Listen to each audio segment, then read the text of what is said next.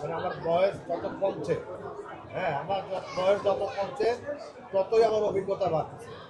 যেরকম এই যে আগে এক অভিজ্ঞতা ছিল, তখন বয়স বেশি ছিল, আর এখন আমার বয়স যত কমতেছে আমার অভিজ্ঞতা আরো বেশি বাড়তেছে। এই জন্য বাড়তেছে, আগে যে ধরনের ছবি হইতো আর ওই মশলাদার বললো আর কি, তখনও মশলাদার, কিন্তু এখনকার মশলাটা আবার অন্যরকম। এখনকার মশলাদার, এখনকার টেস্ট, এখনকার ডিরেক্টর যারা আছে, ওই আগের মশলার চেয়ে এখন মশলা আবার খুব ভালো মশলা দেয়, মানে ভালো মশলা দিয়ে রান্না বান্না করে। বিশেষ করে এখন নতুন প্রজন্মের যে ডিরেক্টর আছে যারা ছবি বানায়, মাথা নষ্ট। আপনি আমার ডিরেক্টর, এই যে আমার আমি তো রাক্ষস অভিনয় করছি, আমার এই ডিরেক্টর আগে বরবাদ বানাইছে, বরবাদ বানাইছে না, বরবাদের পর রাক্ষস বানাইছে, রাক্ষস এখন চলছে, রাক্ষসের পর আরেকটা ছবি আসবে তার বিদায়। আপনারা কল্পনা করতে পারবেন না যে ছেলেটার বরবাদ বানাইছে ওই ছেলেটা এখন রাক্ষস, তার রাক্ষস চলতেছে, সুপার ডুপার হিট ছবি। আবার ওই ছেলেটাই যে বরবাদ বানাইছে, ওই ডিরেক্টর মেহেদী হাসান হৃদয়, হ্যাঁ হৃদয়, হ্যাঁ ওর ঠিকই মনে আছে, আমার মনে নাই। ওপার বাংলা কি হলে কি হবে, কিন্তু আমাদের বাংলার সাথে সব মিশে গেছে, আপনাদের সাথে সব মিশে গেছে। ভালো ভালো, হ্যাঁ। তাহলে আর এই সব মানে হৃদয়ের মতো ডিরেক্টর, ওদের সাথে যে আমি কাজ করতে পারতেছি, এটা আমি নিজেকে খুব ধন্য মনে করি। আমি নিজেকে খুব ধন্য মনে করি যে আমি ওদের সাথে এখন কাজ করতে পারছি, ওরা আমাকে নিজে দিচ্ছে।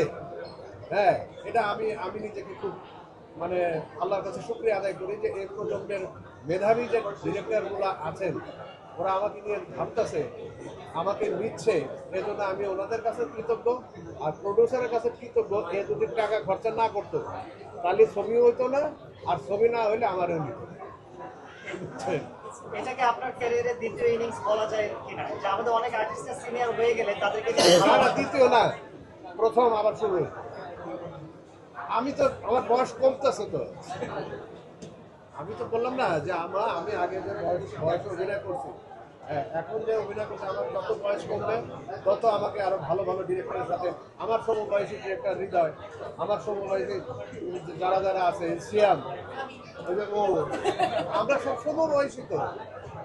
আপনার বয়স কোথায়, আপনি মেন্টালি দেখবেন আর কি। হ্যাঁ হ্যাঁ, কি বলে এখন।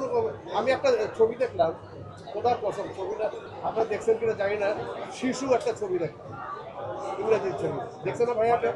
হলিউডের শিশু, শিশু ও তো হিরো, অনেক বয়স অনেক বয়স। অমিতাভ বচ্চনও তো এখন অভিনয় করছে না কিছু। ভাই এই ওনার সঙ্গে তুলনা করা, আমি বাংলা, আমার ছোট একটা দেশ, আমরা ছোট একটা ইন্ডাস্ট্রি, এই ছোট্ট ইন্ডাস্ট্রির আমরা ছোট আর্টিস্ট। তবে আপনারা যদি সবাই হেল্প করেন, এই ইন্ডাস্ট্রি বড় হইতে সময় লাগবে না ভাইয়া। আপনারা যদি সবাই হেল্প করেন, আপনার কার ছবি, অমুকের ছবি রিলিজ হয়েছে, অমুক ছবি রিলিজ হয়েছে, অমুকের ছবি তো অমুক ছবি, তা না। আপনারা সব ছবিকে প্রমোট করেন এবং সব ছবিকে আপনারা হলে দর্শক নেওয়ার জন্য আপনারা নিজের থেকে বলেন, আমাদের ইন্টারভিউর বাইরেও বলেন। আপনারা আমাদের ইন্টারভিউ নিয়ে বলতে হবে তা না, আপনারা বলেন যে বাংলা সিনেমাকে বাঁচাইতে হইলে এই যুগের যারা মেধাবী ডিরেক্টর, তারপরে মেধাবী প্রডিউসার, অবশ্যই মেধাবী প্রডিউসার, না হলে তো বরবাদ বানানোর পর আবার এটা মানে শেষ করতে রিলিজ, আবার একটা কইরা রাখছেন, ওইটা চাইলে কি হবে আল্লাহ মানে। হৃদয় তো আমি তো জানি না যে হৃদয় কেমনে, এসব মেধাবী ডিরেক্টর আপনার বরবাদ, রাক্ষস, তারপরে হলো বিদায়।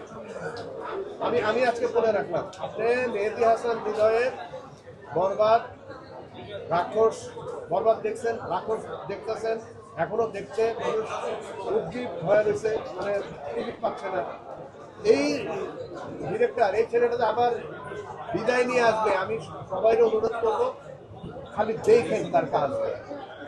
হ্যাঁ, আমি শুধু অভিনয় করছি আর টাকা পাইছি এই জন্য কিন্তু কইতেছি, আসলে আমি বলতেছি আপনারা আমার কথা মিলাই দিন এবং আপনারা সবাই হেল্প করবেন এই সিনেমার জন্য, রাক্ষস টিমের জন্য, রাক্ষসের জন্য, এবং সিঙ্গেল স্ক্রিনে যেন, সিঙ্গেল স্ক্রিন হল মালিকদের আপনারা একটু বলেন যে ভাই তাড়াতাড়ি আপনারা রাক্ষস নেন, রাক্ষস চালান, কারণ রাক্ষস হ্যাঁ হ্যাঁ, ওনাদেরকে আসতেছে অন দ্য ওয়ে, অনেকে বাসে আসতেছে, অনেকে ইয়েতে আসতেছে, এবং রাক্ষস সিঙ্গেল স্ক্রিনে মারামারি লেগে যাবে।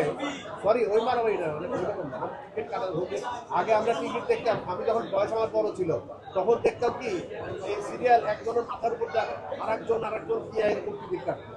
সিঙ্গেল স্ক্রিন যখন এই ছবিটা রিলিজ হবে, ঠিক আমি যখন বয়স ছিল আমার, তখন আমি যেটা দেখছি, আমার এই অল্প বয়সে এসে আমি সেটা দেখি ইনশাআল্লাহ।